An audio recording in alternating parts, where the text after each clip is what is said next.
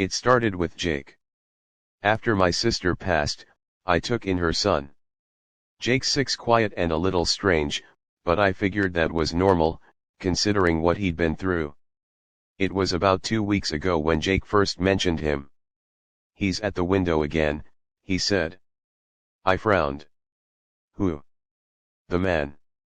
I walked to the living room window. Nothing outside but the dark yard and the street lights. "There's no one there, Jake." "He's smiling," Jake said softly. That night, I double-checked the locks and closed the blinds. Just in case. A few days later, Jake said it again. "He's back." "Jake, there's no," he waves at me.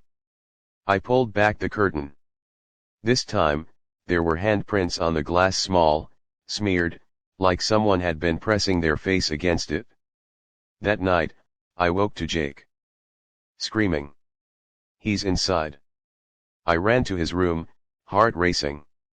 Jake was sitting up in bed, wide-eyed, staring at the corner of the room. I turned on the light, nothing there. "He was standing right there," Jake whispered. Smiling. "Last night was worse."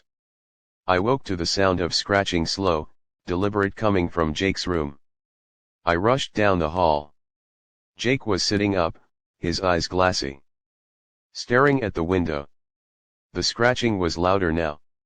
I crossed the room and pulled back the blinds. A face stared back at me. Pale skin. Hollow eyes. A thin-lipped smile. His face was inches from the glass. Breath fogging up the window. Then he raised his hand and waved. Jake whispered, "He wants to come in." The man's hand moved to the window latch. He started to lift it. I lunged, slammed the window shut, and locked it. The man's smile widened. He leaned in close and traced a heart into the fog with his finger. Then he stepped back and melted into the shadows. Jake looked up at me. "You shouldn't have locked it," he said softly. "Why?" Jake smiled, a strange, empty smile. "Because now he's mad." The scratching started again. But this time, it was coming from inside.